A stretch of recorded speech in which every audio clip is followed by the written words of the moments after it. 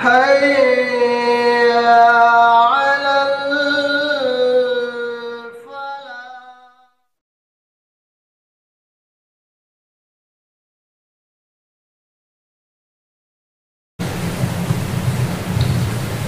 الحمد لله رب العالمين والصلاة والسلام على سيد المرسلين وعلى آله وصحبه أجمعين أما بعد أعوذ بالله من الشيطان الرجيم بسم الله الرحمن الرحيم يا أيها الذين آمنوا كتب عليكم القصاص في القتلى الحر بالحر والعبد بالعبد والأنثى بالأنثى فمن عفي له من أخيه شيء فاتباع بالمعروف وأداء إليه بإحسان ذلك تخفيف من ربكم ورحمة فمن اعتدى بعد ذلك فله عذاب أليم. اللہ رب العالمین نے اس آیت کریمہ کے اندر قتل کے بارے میں اور اس کے قصاص کے بارے میں فرمایا ہے. زمانے جاہلیت میں جب اللہ کے نبی صلی اللہ علیہ وسلم اس دنیا کے اندر تشریف لائے، اللہ کے نبی صلی اللہ علیہ وسلم کو نبی نہیں بنایا گیا تھا، ایسے دور میں لوگ ایک دوسرے کو قتل کرتے تھے. قتل و غارت عام تھی، برائیاں بہت زیادہ تھیں، ظلم و بربریت کا دورہ تھا. اور ایسے موقع پر کوئی بھی آدمی، ظالم آدمی کسی کو قتل کر دیتا تھا اور اس کی کوئی سنوائی نہیں ہوتی تھی. تو پھر اللہ رب العالمین نے یہ آیت کریمہ نازل فرمائی کہ اگر کوئی آدمی کسی کو قتل کرتا ہے تو اسلام نے اجازت دی ہے کہ وہ اس سے بدلہ لے سکتا ہے، قصاص لے سکتا ہے. الحر بالحر، آزاد آدمی کا قتل کرے گا. والعبد بالعبد، جو قتل ہو گیا ہے، غلام ہے، تو اس کے بدلے میں دوسرے غلام کو قتل کیا جائے گا. تو اللہ رب العالمین نے آیت کریمہ نازل فرمائی اور یہ بتلایا کہ ایسا نہیں ہونا چاہیے کہ کسی کا قتل ہو جائے اور اس پر کوئی سنوائی نہ ہو. پہلی بات، سب سے پہلی چیز یہ ہے کہ ہمارے معاشرے کے اندر یا اسلام کے اندر قتل کو ناپسند کیا گیا ہے. جو اسلام کی سب سے بڑے بڑے گناہ جو ہیں، بڑی بڑی برائیاں جو ہیں، ان میں سے ایک بڑا گناہ اور بڑی جو ہے غلطی اور بڑی جو ہے مصیبت یہ ہے کہ آدمی ایک دوسرے کا قتل کرے. اللہ رب العالمین نے قرآن مجید کے اندر کہا من قتل نفسا بغیر نفس او فساد فی الارض فکأنما قتل الناس جميعا، کہ اگر کوئی آدمی کسی کا قتل کرتا ہے، جان بوجھ کے کسی کو جان سے مار دیتا ہے، تو گویا کہ اس نے پوری انسانیت کا قتل کر دیا ہے. پوری انسانیت کا قتل کرنا، ایک آدمی کو جان بوجھ کر کسی کو مار دیا جائے، قتل کر دیا جائے، اسلام کے اندر اس کی ممانعت بیان کی گئی ہے. کہا وَمَن يَقْتُلْ مُؤْمِنًا مُتَعَمِّدًا فَجَزَاؤُهُ جَهَنَّمُ خَالِدًا فِيهَا، کہ اگر کوئی آدمی کسی کو جان بوجھ کے قتل کرتا ہے تو اللہ رب العالمین کے یہاں اس کے لیے دردناک عذاب ہے اور اللہ رب العالمین اس پر لعنت بھیجتا ہے. یہ قتل کہاں سے شروع ہوا؟ جب حضرت آدم علیہ السلام کے دو بیٹے پیدا ہوئے، حابیل اور قابیل، ان دونوں کے اندر حسد پیدا ہوئی اور جس کے بنا پر قابیل نے حابیل کا قتل کیا اور وہیں سے قتل کا سلسلہ شروع ہوا. اور آج بھی اگر ہم اپنے معاشرے کے اندر دیکھیں گے تو قتل و غارت عام ہے. مسلمان ہو، غیر مسلم ہو، کسی بھی طبقے کے ہو، آدمی ایک دوسرے کا قتل کرتا ہے اور اس دنیا کے اندر اس کو انصاف نہیں ملتا ہے. تو قرآن مجید کے اندر اسلام نے شریعت بتلائی ہے کہ اس کو قصاص لیا جا سکتا ہے، اس سے بدلہ لیا جا سکتا ہے. اس کے بارے میں اللہ رب العالمین نے آیت نازل فرمائی. آگے اللہ رب العالمین نے ایک اور مقام پر دوسری چیزوں کے بارے میں بیان فرمایا. ہم اور آپ کو معلوم ہے کہ ہم اور آپ رمضان المبارک کے مہینے سے گزر رہے ہیں. اللہ رب العالمین نے قرآن مجید کے اندر کہا یا ایھا الذین آمنوا کتب علیکم الصیام کما کتب علی الذین من قبلکم لعلکم تتقون، کہ اے ایمان والو، تم لوگوں پر روزہ اسی طریقے سے فرض کیا گیا ہے جس طریقے سے تم سے پہلے لوگوں پر فرض کیا گیا تھا. یعنی کہ معلوم ہوا کہ امت مسلمہ کے اوپر جس طریقے سے روزہ فرض ہے اور بھی لوگ جو تھے وہ بھی روزہ رکھتے تھے، لیکن یہ رمضان المبارک کا پورا مہینہ ان کو نہیں دیا گیا تھا. گویا کہ اس سے پہلے جو قبیلے کے لوگ تھے، جو لوگ تھے، وہ بھی روزہ رکھتے تھے. اور اللہ رب العالمین نے آگے بیان فرمایا لعلکم تتقون، یہ روزہ فرضیت کرنے کا مقصد کیا ہے؟ اللہ رب العالمین نے روزہ رکھنے کا حکم کیوں دیا ہے؟ تاکہ تم لوگ پرہیزگار ہو جاؤ، تاکہ تم اللہ سے ڈرنے والے ہو جاؤ، تاکہ تمہارے دل کے اندر اللہ رب العالمین کا خوف پیدا ہو جائے. اگر ہم اور آپ دیکھیں گے، ہم لوگ روزہ رکھتے ہیں دن میں، اگر آدمی گھر کے اندر جائے، روم کے اندر جائے اور اللہ کا خوف نہ ہو تو روم کے اندر جا کر کے کچھ کھا پی سکتا ہے. ہم لوگ روزہ رکھتے ہیں، ہر وقت تو ہر ایک کو نہیں دیکھتا. ایک انسان دوسرے انسان کو ہمیشہ نہیں دیکھ سکتا. آدمی جا کر کے چھپ کر کے غلطی کر سکتا ہے، کھا سکتا ہے، پی سکتا ہے. لیکن کیا وجہ ہے کہ ایک مسلمان، ایک مومن بندہ کچھ کھاتا نہیں، پیتا نہیں، شہوت سے دور رہتا ہے؟ کیوں؟ اللہ رب العالمین کا خوف اس کے دل کے اندر ہوتا ہے. لعلکم تتقون، اور یہی مقصد ہے اللہ رب العالمین کا روزہ فرض کرنے کا مقصد یہی ہے تاکہ ایک آدمی کوئی غلط کام نہ کرے، اس کے دل کے اندر خوف ہو. کوئی غلطی کرنے سے پہلے اس کا دل لرز جائے، کانپ جائے کہ اللہ رب العالمین دیکھ رہا ہے. وہ رب، وہ خالق جو پیدا کرنے والا ہے وہ ہم کو دیکھ رہا ہے. ہم اور آپ اسی نیت کے ساتھ روزے کو رکھیں. اور حدیث کے اندر ہے کہ اللہ رب العالمین کیا دیکھتا ہے؟ لوگوں کے دلوں کو دیکھتا ہے. انما الاعمال بالنیات، تمام اعمال کا دار و مدار نیتوں پر ہے. تمہارا دل کیا کہہ رہا ہے، تمہارے دل کے اندر کیا چل رہا ہے؟ اللہ رب العالمین کا خوف ہے، رب کا خوف ہے یا نہیں ہے؟ اگر رب کا خوف ہے تو یہ جان لیجئے کہ صحیح معنوں میں ہماری جو روزے ہیں، عبادات ہیں، ذکر و اذکار ہیں، اللہ رب العالمین کی بارگاہ میں قابل قبول ہیں. تو ہمارے دل کے اندر خوف ہونا چاہیے، ہمارے دل کے اندر اللہ رب العالمین کا خوف ہونا چاہیے اگر روزہ رکھتے ہیں. اسی طریقے سے ایک دوسرے مقام پر اللہ رب العالمین نے امت مسلمہ کو کس طریقے سے دعا کرنی چاہیے. یہ رمضان المبارک کا مہینہ ہے. کہتے ہیں کہ افطاری کے وقت جب آدمی دسترخوان پر بیٹھا ہو، اللہ کے نبی صلی اللہ علیہ وسلم کی حدیث ہے کہ اگر انسان کا سمندر کے جھاگ اتنا بڑا گناہ ہے اور اس وقت اللہ رب العالمین سے اگر وہ دعا کرتا ہے تو اللہ رب العالمین اس کی دعا کو قبول فرماتا ہے. تو ہم اور آپ یہ اہتمام کریں کہ دسترخوان پر بیٹھے تو رب کائنات سے دعا مانگیں، اپنے لیے دعا مانگیں اور توبہ اور استغفار کریں. ایسی حالت میں رب العالمین اس دعا کو قبول کرتا ہے. اور قرآن مجید کے اندر اللہ رب العالمین نے کہا ہے وَمِنْهُمْ مَنْ يَقُولُ رَبَّنَا آتِنَا فِي الدُّنْيَا حَسَنَةً وَفِي الْآخِرَةِ حَسَنَةً، بلکہ دوسرے مقام پر کہا فَمِنَ النَّاسِ مَنْ يَقُولُ رَبَّنَا آتِنَا فِي الدُّنْيَا وَمَا لَهُ فِي الْآخِرَةِ مِنْ خَلَاقٍ. جو لوگ اپنے رب سے یہ دعا مانگتے ہیں کہ اللہ رب العالمین تو ہمیں اس دنیا کے اندر بھلائی دے، صرف اور صرف اس دنیا کے اندر بھلائی دے، ہمارے ساتھ بھلائی کا معاملہ کر، تو یہ جان لیجئے وَمَا لَهُ فِي الْآخِرَةِ مِنْ خَلَاقٍ، ان کے لیے آخرت میں کچھ نہیں ہے، بھلائی کا کوئی سامان نہیں ہے. گویا کہ ایسی دعا نہیں کرنی چاہیے. رب العالمین سے جب ہم دعا کریں تو یہ کہیں کہ اے رب تو ہمارے ساتھ دنیا میں بھی رحم کا معاملہ فرما، بھلائی کا معاملہ فرما، اور آخرت میں بھی ہمارے ساتھ بھلائی کا معاملہ فرما. یہ دعا صحیح ہے. یہ دعا کرنا صحیح نہیں ہے کہ دنیا کے اندر بھلائی کا معاملہ کر اور دنیا میں ہمیں ہر ایک اعتبار سے بھلائی کا معاملہ کر لیکن آخرت میں کچھ نہ دے.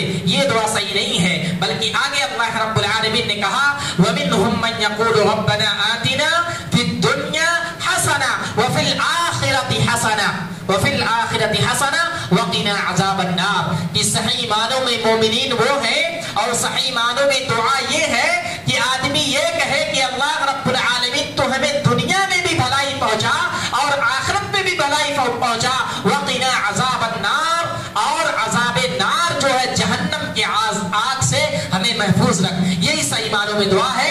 اللہ رب العالمین نے دعا سکھلائی ہے کہ جب ہم اللہ رب العالمین سے دعا کریں تو دنیا کے لیے بھی بھلائی کا معاملہ کریں اور آخرت میں بھی ہمارے لیے بھلائی کا معاملہ ہو اور عذاب نار سے ہم محفوظ رہیں. اسی طریقے سے اللہ رب العالمین نے ایک دوسرے مقام پر یہ بیان فرمایا ہے کہ اگر ایک مومن بندے کو، ہم اور آپ مسلمان ہیں، ایمان والے ہیں، اور ہر ایک مومن بندے کی یہ خواہش ہوتی ہے کہ وہ دنیا کے اندر جس طریقے سے چاہے زندگی گزار لیں، مصیبتیں آئیں، پریشانیاں آئیں، یہ ہے کہ اللہ رب العالمین راضی ہو جائے. کتنی بھی مصیبت، ہم اور آپ نماز پڑھتے ہیں، کیا سوچتے ہیں؟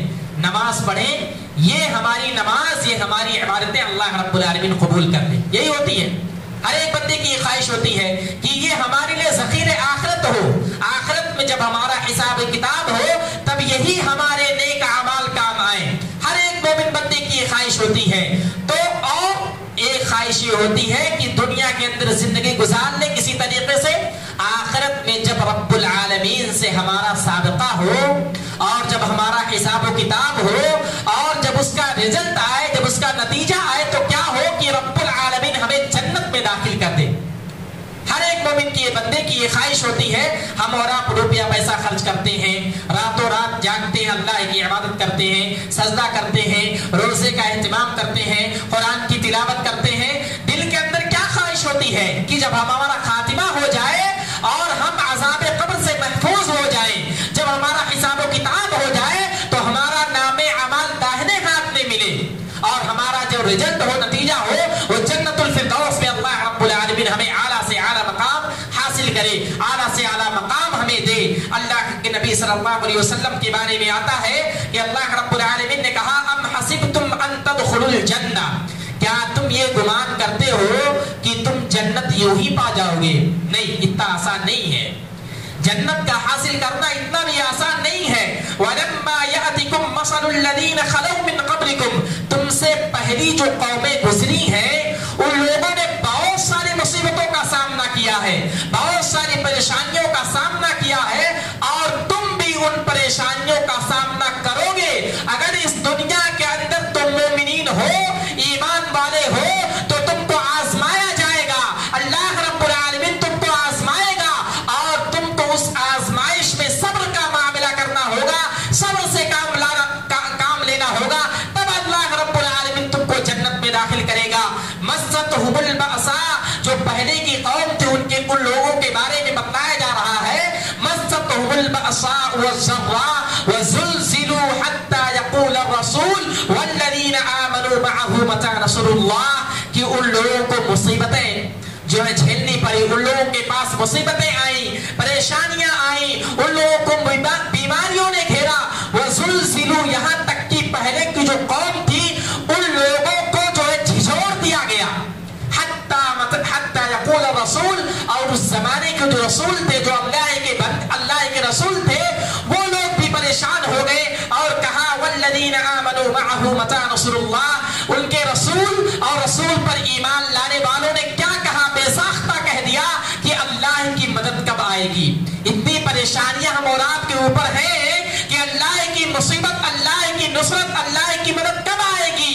الا ان نصر اللہ قریب، تو اللہ رب العالمین نے کہا کہ اللہ کی مدد قریب ہے۔ یہ اس وقت کی آیت ہے کہ جب کفار و مشرکین، منافقین اللہ کے نبی صلی اللہ علیہ وسلم کو برا بھلا کہتے تھے، صحابہ کرام کو ستاتے تھے، تو اس وقت صحابہ کرام پریشان ہو کر کے اللہ کے نبی صلی اللہ علیہ وسلم سے سوال کرتے تھے کہ اللہ کے نبی صلی اللہ علیہ وسلم کی یہ دنیا کی مصیبتیں ہم سے نہیں برداشت ہو رہی ہیں، ہم سے جو ہے یہ دنیا کی پریشانیاں جھیلی نہیں جا رہی ہیں، اے اللہ کے نبی صلی اللہ علیہ وسلم آپ اللہ سے دعا کیجئے کہ اللہ کی مدد ہمارے اوپر آئے۔ تو اللہ کے نبی صلی اللہ علیہ وسلم نے ایسے موقع پر کہا تھا کہ تم سے پہلی جو قومیں تھیں ان لوگوں کے قوم والے ان کو زمین کے اندر جو ہے گاڑ دیا کرتے تھے، زمین کے اندر دھسا دیا کرتے تھے، اور اوپر سے ریتی جو آری چلایا جایا کرتی تھی ان کے سر کو پھاڑ دیا کرتے تھے۔ اور اسی طریقے سے اور بھی قوم تھی،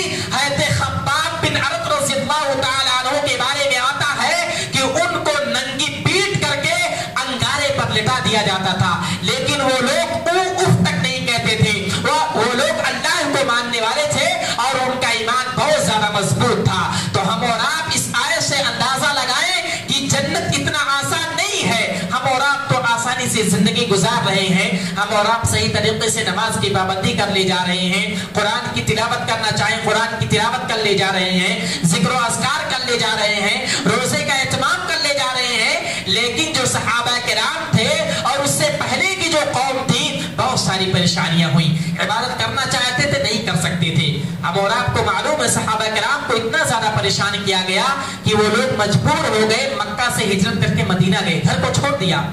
اپنے گھر والوں کو چھوڑ دینا کتنی بڑی مشکل کا کام ہے، کتنی بڑی مصیبت کا کام ہے کہ اپنی بیوی کو، اپنے بچوں کو، اپنی اولاد کو، اپنے گھرانہ کو، اپنے کنبے قبیلے والوں کو چھوڑ کر کے دوسرے ملک میں، دوسرے شہر میں لے جا کر کے رہنا، نہ تو وہاں پر کھانے کا انتظام ہے، نہ تو رہنے کا انتظام ہے، نہ تو کوئی جاننے والا ہے، نہ تو کوئی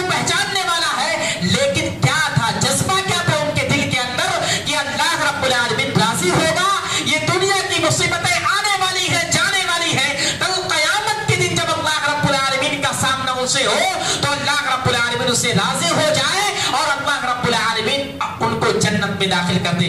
یہ جذبہ تھا, یہ ولولہ تھا, یہ عزم تھا, یہ ارادہ تھا. اس لیے ان لوگوں نے تمام مصیبتیں, تمام پریشانیوں کو ہنس کے برداشت کر لیا.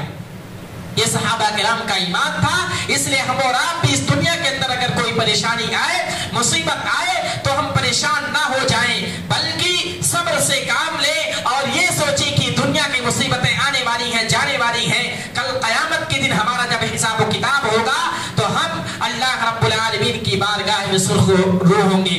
اسی طریقے سے ایک آیت, یسألونک عن الخمر والمیسر قل فیہما اسم کبیر ومنافع للناس واسمهما اکبر من نفعهما ویسألونک ماذا ينفقون قل العفو كذلك يبين الله لكم الآیات لعلکم تتفکرون. اللہ کے نبی صلی اللہ علیہ وسلم سے سوال کیا جانے لگا شراب کے بارے میں اور جوا کے بارے میں, جو چیزیں حرام ہیں. اللہ کے نبی صلی اللہ علیہ وسلم سے سوال کیا جانے لگا کہ اللہ کے نبی صلی اللہ علیہ وسلم اس کا کیا حکم ہے. تو اللہ کے نبی صلی اللہ علیہ وسلم نے کوئی صریح جواب نہیں دیا, کیونکہ یہ آیت جب نازل ہوئی تو شراب حرام نہیں ہوا تھا. لوگ شراب پیتے تھے, جوا کھیلتے تھے, حرام نہیں ہوا تھا صریح طور سے.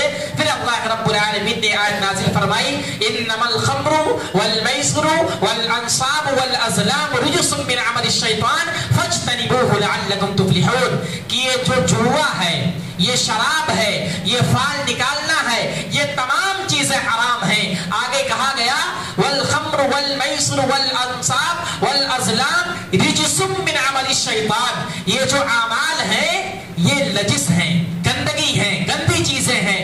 اور کہا من عمل الشیطان, اور یہ شیطان کا عمل ہے, یہ شیطان کا فعل ہے, یہ شیطان کا کام ہے کہ کوئی آدمی شراب پیے, کوئی آدمی جوا کھیلے, کوئی آدمی فال نکالے. اسی طریقے سے جو چیزیں حرام کر دی گئی ہیں اس پر عمل کرے, یہ شیطان کا عمل ہے. اور آگے کہا فجتنبو, اگر تم صحیح معنوں میں مومن ہو, اگر تم صحیح معنوں میں اللہ کے ماننے والے ہو, فجتنبو, تم اس کام سے رک جاؤ. اللہ رب العالمین نے حرام کر دیا ہے, تم اس کام سے رک جاؤ. لعلکم تفلحون, گویا کہ تم کامیاب ہو جاؤ گے. تو اللہ رب العالمین نے آیت نازل فرمائی اور شراب کو حرام کر دیا گیا.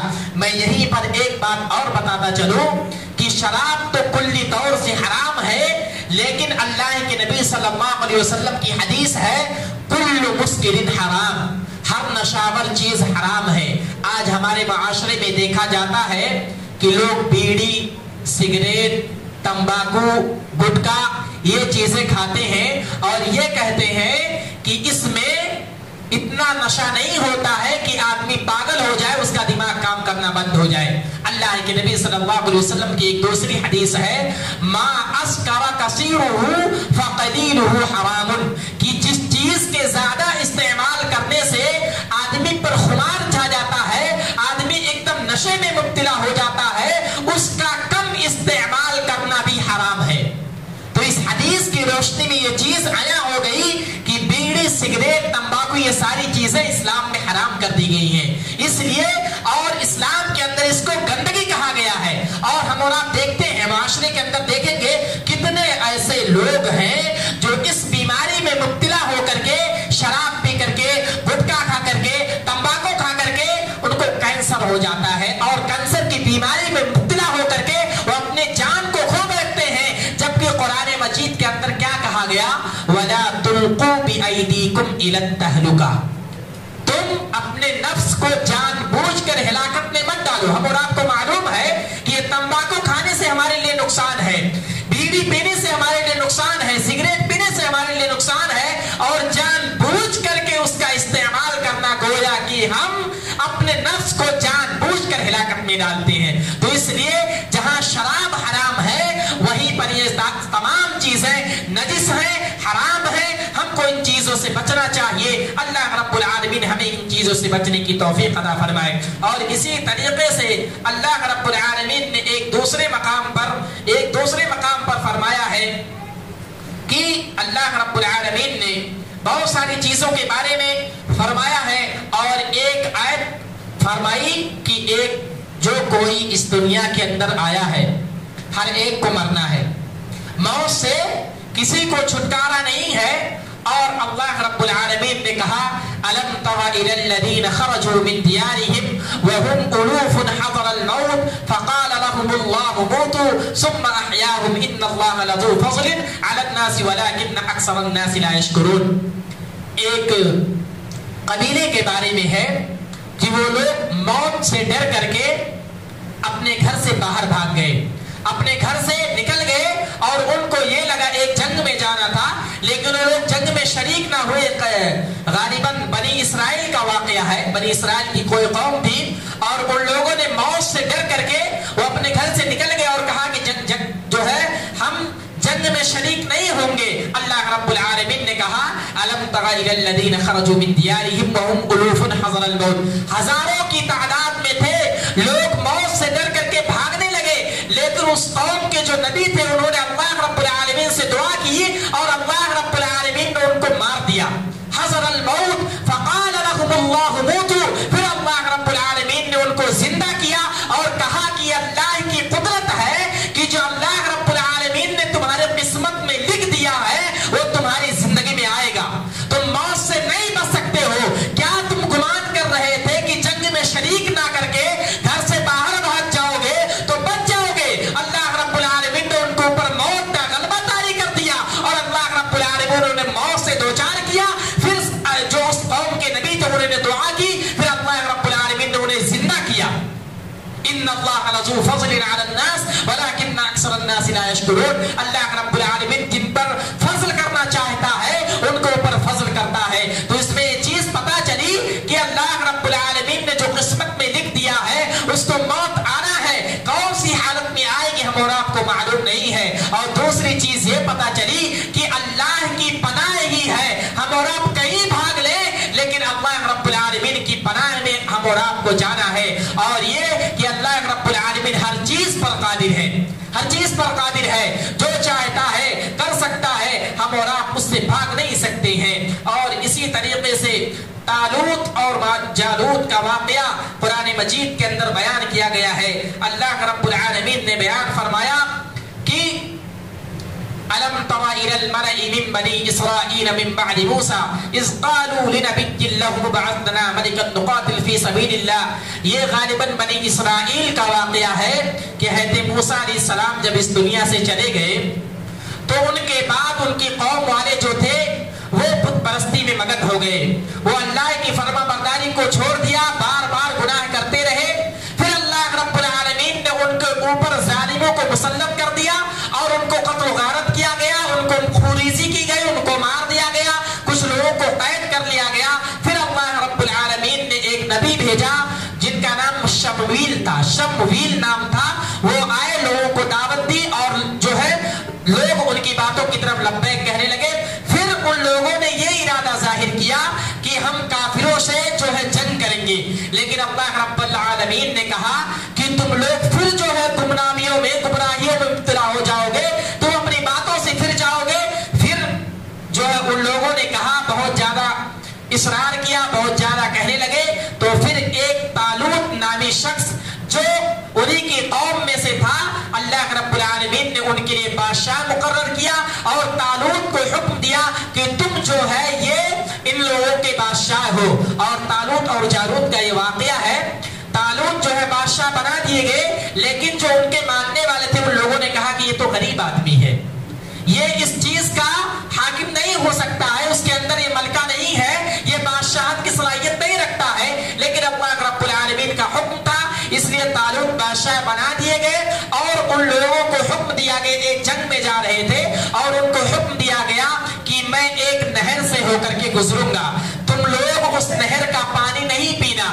لیکن جب اس نہر سے لوگوں کا گزر ہوا تو وہ لوگ, بہت ساری تعداد میں لوگوں نے پانی پی لیا. اور طالوت نے کہا تھا کہ اگر کوئی آدمی اس نہر سے پانی پی لے گا تو یہ جان لیجئے کہ وہ ہمارے قبیلے سے نہیں ہوگا, ہمارے ساتھ نہیں ہوگا.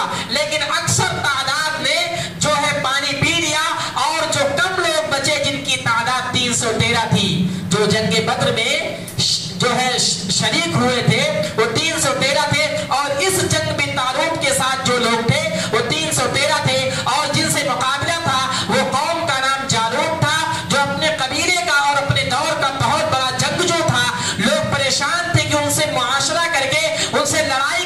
سے جنگ کیسے کر سکتے ہو؟ سامنے والا بہت زیادہ مضبوط ہے، لیکن اللہ رب العالمین کی نصرت حاصل ہوئی، اللہ رب العالمین کی مدد ہوئی، طالوت کا ان سے بھڑنت ہوا، وہ لوگ ان سے لڑائی کیے اور جالوت کو شکست دیا۔ اور طالوت کے قوم میں ایک نبی تھے، کون ہے؟ تھے داؤد علیہ السلام۔ وبرزوا لجالوت وجنوده قالوا ربنا افرغ علينا صبرا وثبت اقدامنا وانصرنا على القوم الكافرين فهزموهم باذن الله وقتل داؤد جالوت۔ جالوت کو کس نے قتل کیا؟ حضرت داؤد علیہ السلام نے ان کو قتل کیا۔ پھر حضرت داؤد علیہ السلام کو نبوت ملی، اللہ رب العالمین نے علم دیا۔ اس واقعے سے پتہ یہ چلتا ہے کہ اللہ رب العالمین کی ان کے پاس نصرت آئی اور ان لوگوں کے دل کے اندر ایمان تھا، ایمان کا جذبہ تھا۔ 313 ہونے کے باوجود سامنے والے بہت زیادہ جنگجو تھے، پھر سے ان سے لڑائی کی اور لڑائی کرنے کے بعد وہ لوگ فتح ہوئے اور ان لوگوں کو شکست دی اور حضرت داؤد علیہ السلام نے جالوت کو قتل کیا اور پھر ان کو نبوت ملی۔ یہ جو ہے دوسرے پارے کا خلاصہ تھا، تفسیر تھی۔ اخیر میں اللہ رب العالمین سے دعا ہے کہ اللہ رب العالمین تو ہمارے ان اعمال کو قبول فرما۔ اے اللہ رب العالمین، رمضان المبارک کا مہینہ ہے، ہم اور آپ کو نیک عمل کرنے کی توفیق عطا فرما۔ اے اللہ رب العالمین، ہم روزے کا اہتمام کرتے ہیں، ہمارے روزوں کو قبول فرما۔ اے اللہ رب العالمین، ہم قیام اللیل کرتے ہیں اور قیام اللیل میں قرآن سنتے ہیں، اللہ رب العالمین تمام اعمال کو قبول فرما۔ اے اللہ رب العالمین، تراویح میں ہم نماز میں جو تلاوت کرتے ہیں اس کے بعد تفسیر ہوتی ہے، ہم اس کو سمجھنے کی ٹوٹے پھوٹے الفاظ میں سمجھنے کی کوشش کرتے ہیں۔ اے اللہ رب العالمین، تو ہمارے ان تمام اعمال کو قبول فرما۔ اے اللہ رب العالمین، تو ہمیں کہنے سننے سے زیادہ عمل کرنے کی توفیق عطا فرما۔ آمین۔ وآخر دعوانا الحمدللہ رب العالمین۔ السلام علیکم ورحمۃ اللہ وبرکاتہ۔